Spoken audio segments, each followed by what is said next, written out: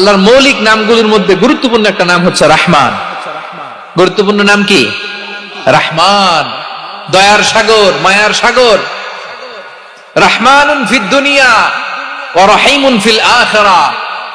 এই দুনিয়ার জন্য আল্লাহ রহমান, দুনিয়াতে আল্লাহ সবাইরে দয়া করে, কাফিররেও করে, মুসলিমরেও করে।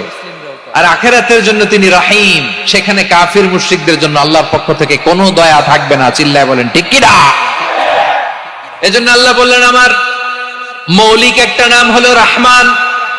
আল্লাহর পরে অন্য কোন নাম দিয়ে যদি তোমরা আমার নাম প্রকাশ করতে চাও, জপতে চাও, ডাকতে চাও, তোমরা রহমান নামে ডাকো। রব্বুল আলামিন ইরশাদ করেন, কুলিদুল্লাহ আও ইদউর রহমান আইয়াম্মা তাদউ ফালাহুল আসমাউল হুসনা।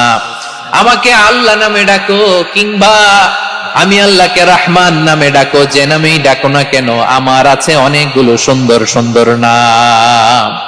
যে নামেই ডাকো আমি শুনি, ডাকলেই আমি সাড়া দেই।